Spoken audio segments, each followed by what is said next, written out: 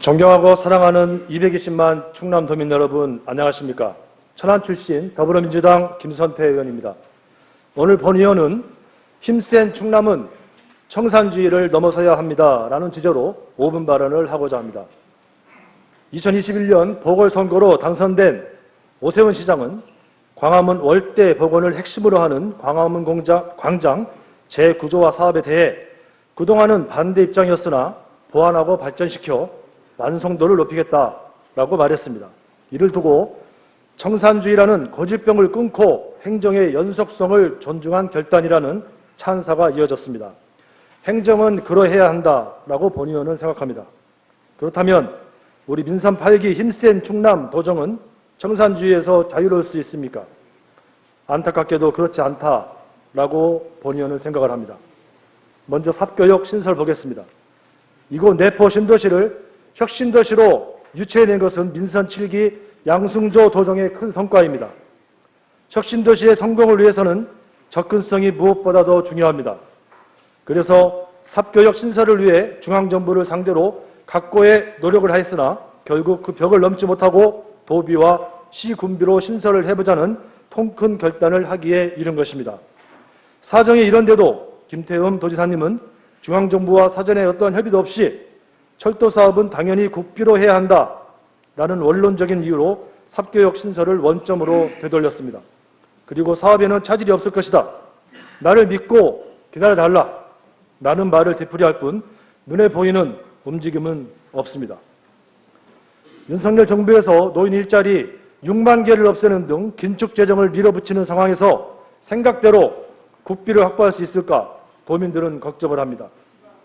이런 혼란 중에 삽교역 일대는 토지거래 허가구역으로 지정되었고 자칫 사업은 하세월이고 도민들의 재산권 행사에만 막대한 피해를 주지 않을까 걱정을 합니다. 도민들에게 걱정을 끼치는 행정은 옳지 않습니다. 두 번째로 산하 공공기관에 대한 대대적인 구조조정 분위기를 만들어가고 있는 것 또한 그러합니다. 물론 출자 출연 기관에 대한 문제가 있을 수 있고 개혁이 필요할 수도 있습니다. 하지만 이러한 행정도 역시 법률의 규정에 의한 필요에 의해서 숙고와 사회적 타협을 통해서 진행해야 합니다. 예비비까지 손을 대서 약 8억 원을 지출해야 할 정도로 무엇이 그리 급한 일인지 묻지 않을 수 없습니다. 질병과 재난이 일상이 되어가는 엄중한 시기에 꼭 필요할 때 쓰라고 책정해 준 예비비인데 말입니다. 용역기관도 턱없이 부족합니다.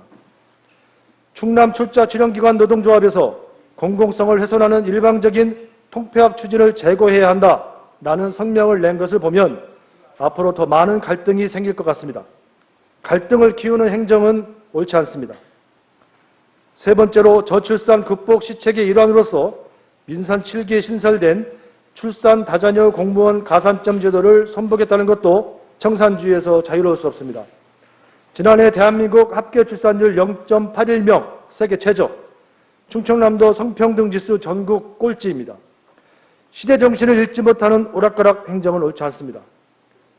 존경하는 의원님 여러분, 지난 민선 7기 충남 도정이 도지사 한 사람의 생각으로 결정되고 집행된 것입니까? 학계와 관료 등 전문가 그룹의 참여와 의회의 심의를 거쳐 입안되고 정책화된 것들입니다.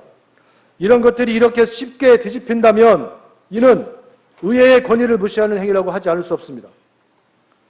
힘센 충남의 힘은 어디에서 오는 것입니까? 바로 신뢰입니다. 행정에 대한 도민들의 신뢰입니다. 무, 신, 불, 립. 꼭 새겨야 할 말입니다. 이상으로 5분 발언을 마치겠습니다. 끝까지 경청해 주셔서 감사합니다.